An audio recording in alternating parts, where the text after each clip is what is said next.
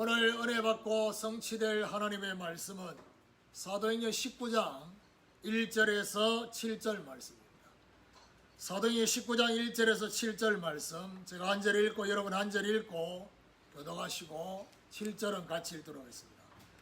아볼로가 고린도에 있을 때 바울이 윗지방으로 다녀 에베소에 와서 어떤 제자들을 만나 이르되 너희가 믿을 때에 성령을 받았느냐 이르되 아니라 우리는 성령이 계심도 듣지 못하였노라. 바울이 이르되 그러면 너희가 무슨 세례를 받았느냐 대답하되 요한의 세례니라. 바울이 이르되 요한이 회개의 세례를 베풀며 백성에게 말하되 내 뒤에 오시는 이를 믿으라 하였으니 이는 곧 예수라 하더라. 그들이 듣고 주 예수의 이름으로 세례를 받으니 바울이 그들에게 안수하매 성령이 그들에게 임하심으로 방언도 하고 예언도 하니 같이 읽읍시다. 모두 12사람쯤 되니라. 아멘. 우리 옆에 분하고 또 여러분 혼자 고백합시다. 나의 오순절 우리의 오순절을 사모합시다. 나의 오순절 우리의 오순절을 삼합시다. 건너와서 우리를 도우라는 말씀이 성취되기 위해서는 영적 복음의 눈을 열어주는 자가 되어야 할 것입니다. 성경에 대한 지식이 있어도 영적 복음의 눈이 열려야지만이 성경을 가지고 영적 영향력을 주게 되어진다라는 사실입니다. 성경에 대한 지식, 성경에 대한 지식을 가지고 있어도 성경 속의 영적인 복음에 대한 이 비밀, 이 부분에 대한 눈이 열리지 않으면 실제 우리의 삶 속에 영적인 영향이 우리의 삶을 영향 주지 못한다라는 사실을 생각하셔야 됩니다. 자, 오늘 본문은 에베소 지역의 제자들에게 성령 세례에 대해서 언급한 바울의 사역을 통해서 에베소 지역에 오순절에 성령이 임한 내용이 오늘 본문에 나와 있습니다. 오늘 에베소의 오순절이 우리에게도 임하기를 사모하는 축복이 있기를 예수 그리스도 이름으로 축원합니다. 자, 그럼 첫 번째로 요한의 세례입니다.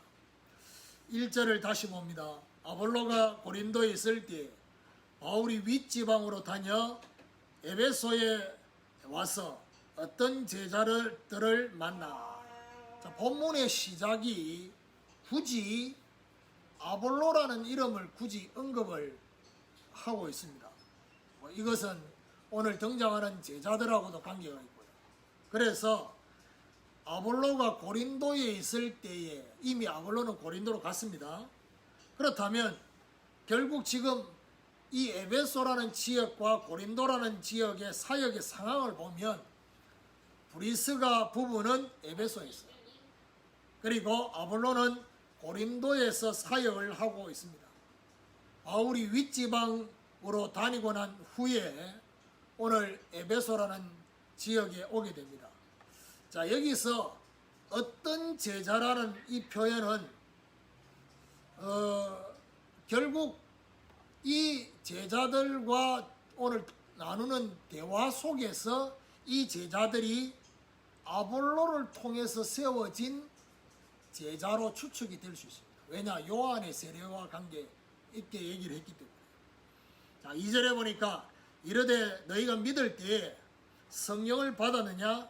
이르되 아니라 우리는 성령이 계심도 듣지 못하였노라.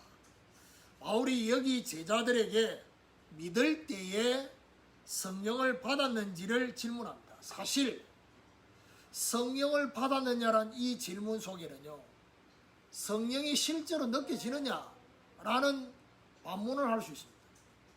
예를 들면 성령을 받았는지 안 받았는지 모르고 있는 사람들도 많은데요. 특히 모태신앙. 언제 내가 영적으로 거듭났는지 모르는 모태신앙도 있습니다. 그러면 성령이 내한테 실제 계시는지 안 계시는지 모르고 신앙생활하는 모태신앙은 많습니다.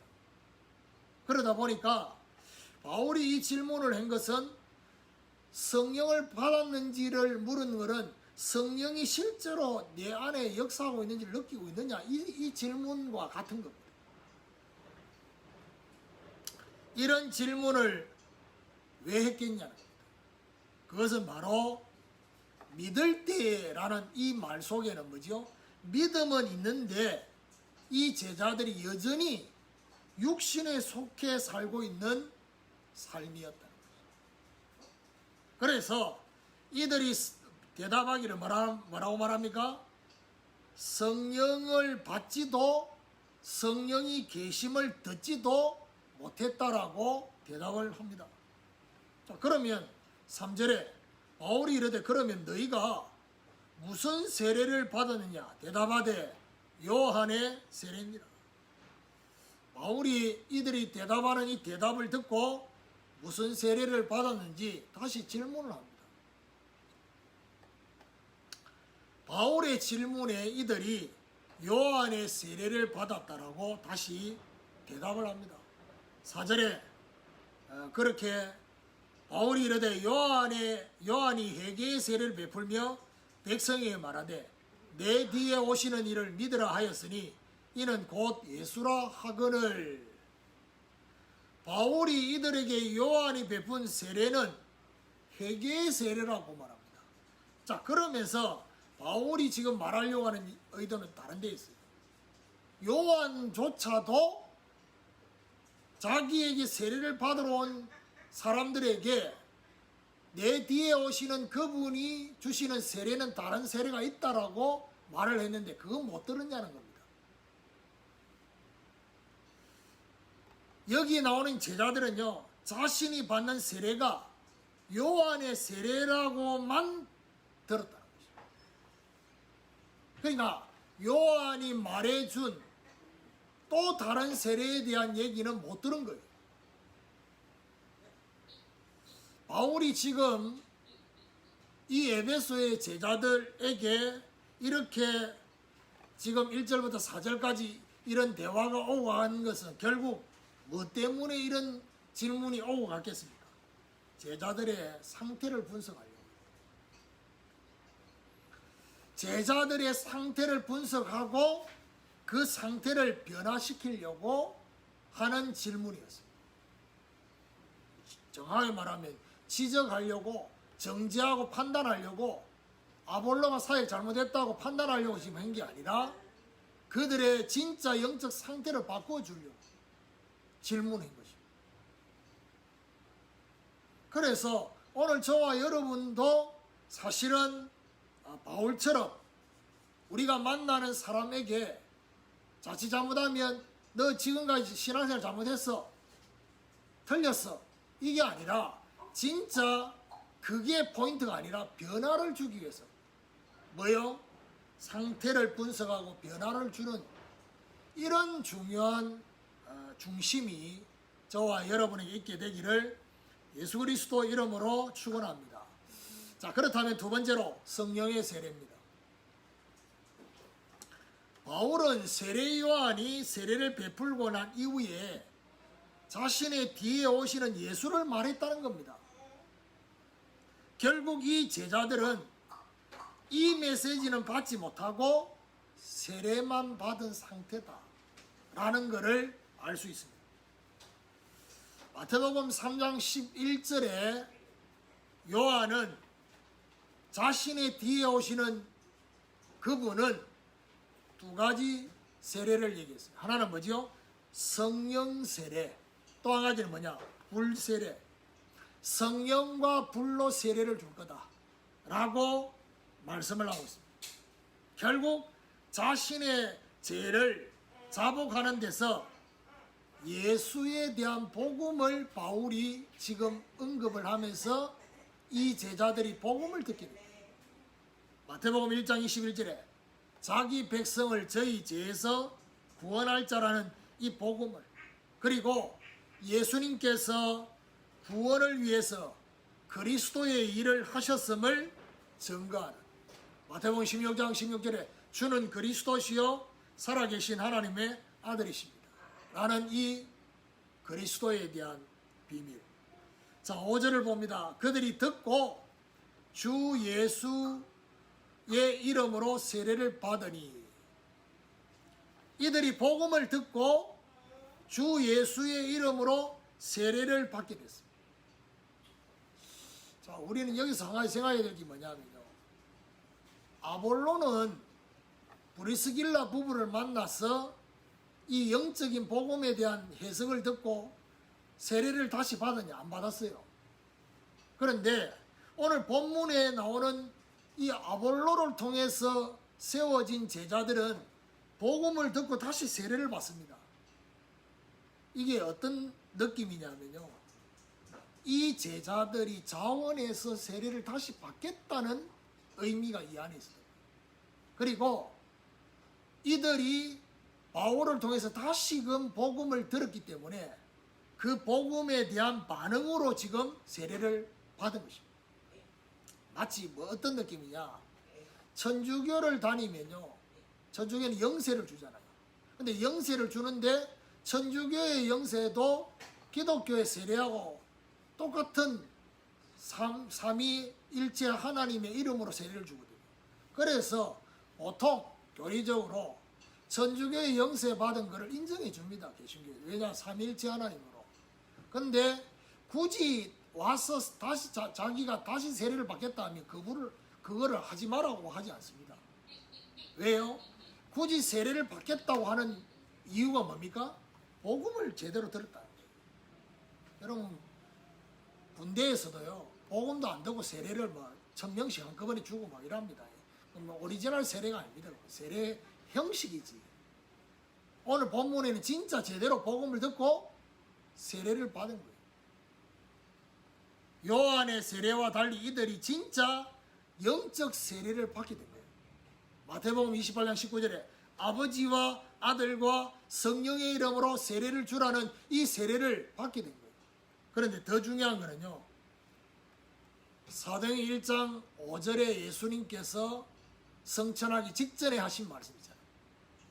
너희가 몇 날이 못되어 성령으로 세례를 받을 거라는 그 말씀을 성취하는 이 순간이 이들에게 임했고. 자, 그러면 성령의 세례는 뭡니까?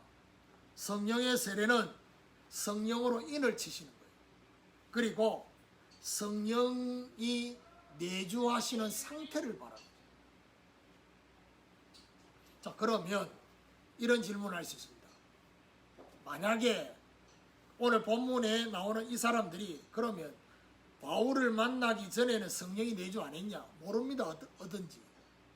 근데 분명한 거는 이 내용을 가지고 보면 그들이 공식적으로 자기 자신도 그렇고 다른 사람도 그렇고 알 수 있는 성령의 내주의 시점은 지금부터 시작됐다는 거예요. 그 전에 내주하시는지 안 했는지 그건 몰라요.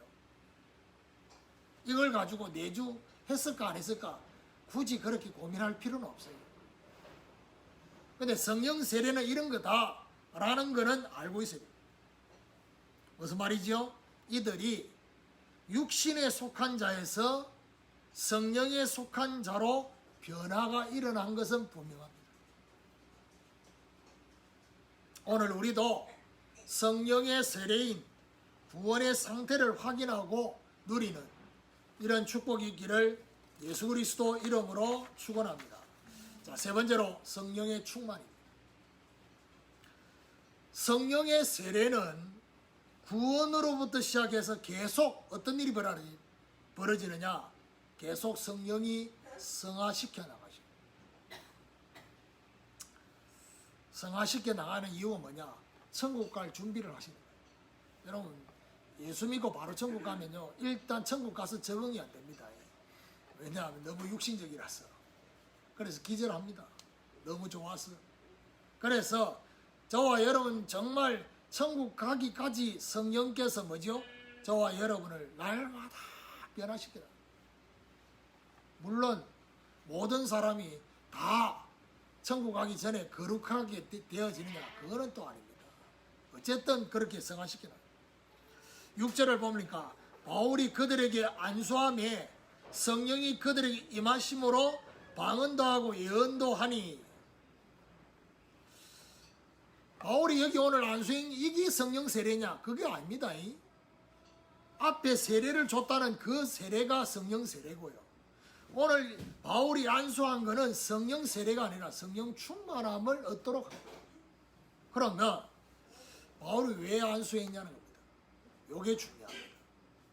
바울이 이 제자들에게 안수한 이유는 이들이 구원받는 것으로 끝나기를 원치 않았기 때문에 안수를 한 거예요. 무조건 안수하는 게 아닙니다. 다시 말해서 예수님을 통해서 성령 세례와 함께 불 세례까지 받도록 바울이 안수를 한 거예요. 그 말입니다. 그 말은 무슨 말이죠? 앞에 세례를 바울이 줬는지 누가 줬는지 정확하게 기록이 안 됐어요. 분명한 것은 안수는 바울이 했다라고 말했어요. 그러면 어떤 면에서는 세례를 다른 사람이 주실 수도 있죠.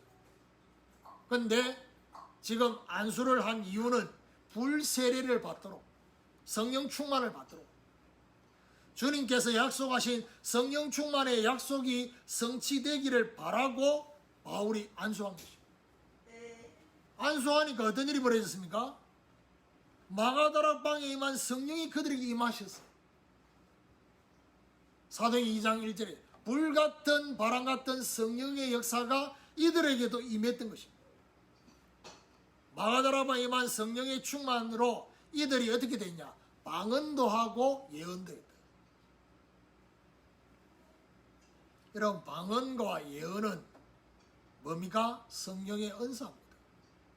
그러면 성령 충만하면 모두 다 성령의 은사를 받느냐? 그건 또 아닙니다. 예를 들면 오순절 계통에서는 성령 충만의 가장 중요한 증거가 성령의 은사라고 합니다. 그런데 성령 충만의 가장 큰 증거는 성령의 은사가 아닙니다. 두 가지입니다. 뭐죠?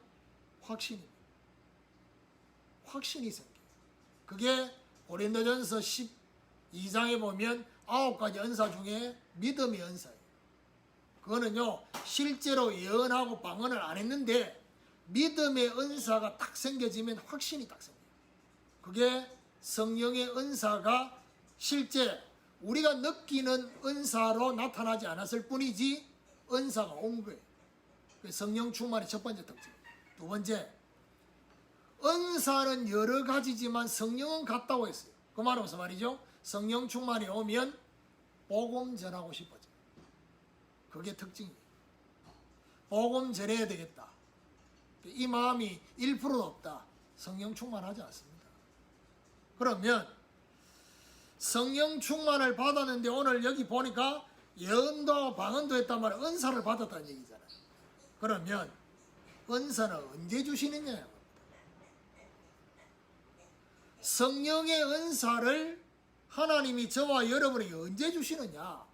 그거는요, 복음 전파의 유익을 위해서 주시는 거예요. 복음 전파의 유익을 위해서 필요에 따라서 주시는 것이 은사입니다. 근데 고린도 교회를 보면요, 은사 가지고 막 싸웁니다. 니는 몇 개 받으니 나는 몇 개 받았다. 그리고 뭐죠? 어느 것이 더 큰 은사냐? 이렇게 막 싸우니까 바울이 고린도전서 12장부터 14장까지 은사 얘기하잖아요. 그 얘기 중간에 뭐가 있습니까? 13장 사랑장이 있습니다. 은사의 가장 큰 것은 사랑이다 했어요. 은사 받았다고 자랑하면서 싸우고, 그 다음에 막 방언의 은사도요, 방언도 얼마나 많습니까? 깨구리 방언도 있고 뭐 하여튼 뭐 가스 방언도 있고 막 얼마나 많습니까? 그러니까 그 뭐 방언 가지고 막 교회에서 시끄러 여기서 깨구리 저거 막 가스 막 이렇게 시끄러우니까 뭐하냐? 교회 안에서는 방언하지 말아야 했어. 왜냐? 시끄럽다 이 말이에요.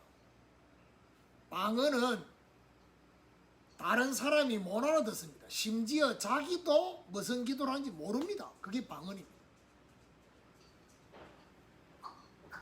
그게 방언이. 그래서 방언을 받은 사람은 방언 통변을 하도록 기도해라 라고 하는 이유는요.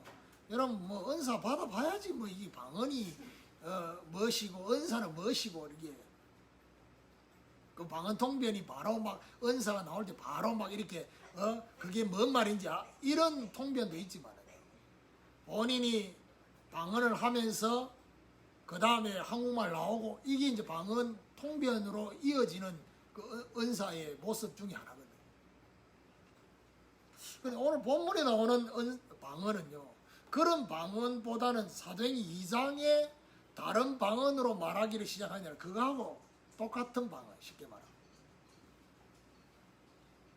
그래서 여러분, 제가 볼 때는 예수 처음 믿었는데, 신앙생활 처음 시작했는데, 교회 10년, 20년, 30년 다니는 사람한테도 안 왔는 방언의 은사가 오는 사람이 있어요. 왜 주시는 줄 압니까? 방언은요, 하나님이 그 사람에게 하나님과 기도의 깊은 단계로 들어가라 주시는 거예요. 그러면 목적은 기도의 깊은 단계로만 들어가라고 하는 게 아닙니다. 깊은 단계로 들어가서 뭐지요? 영적으로 실제 성령의 은사의 목적인 복음 전파를 사명을 위해서 기도하라는 그것 때문에 주시는 거예요. 7절에 보니까 모두 12사람쯤 되니라. 무슨 말입니까? 누가는 성령의 은사까지 체험한 자가 12사람쯤 되니라 했어요. 정확하게 12명인지 13명인지 11명인지 정확하게 숫자를 점이라는 말은 무슨 말이에요? 굳이 이렇게 한 거는 뭐죠? 지금 이스라엘 백성들이 숫자를 말할 때 7자하고 12자는 12는요 완전 수입니다. 그러니까 누가가 지금 뭘 말하려고 하느냐, 지금 이 에베소 지역에 성령의 실제 역사를 체험한 제자가 12명이지만은 에베소 복음화 할 수 있는 완벽한 제자가 세워졌다라는 것을 지금 말하고 싶었던 거예요. 정확하게 12명이 있냐 그거는 모른다. 점이란 말을 했는 이 말이 중요한 거예요. 오늘 우리도 복음 전파를 위해서 성령 충만과 성령의 은사를 받기를 사모하는 축복이 있기를 예수 그리스도 이름으로 축원합니다. 결론입니다. 자, 오늘 제목처럼 에베소의 오순절이라는 제목이 오늘 제목이잖아요. 이 제목을 왜 잡았어요? 이게 중요합니다. 제가 오순절 성령이 역사한 그때로부터 시작돼서 예루살렘과 온 유대 사마리아 땅끝까지 성령의 역사로 전도운동이 일어났던 것처럼 오늘 에베소라는 이 지역에 이 마가다락방이만 오순절 성령이 역사하신 여기서부터 시작해서 에베소 전역에 그리고 아시아 전체에 전도 운동이 일어났습니다. 그리고 아시아 전체에 말씀이 증거되고 난 후에 로마를 향해서 갈 수 있는 시작이 일어난 거예요.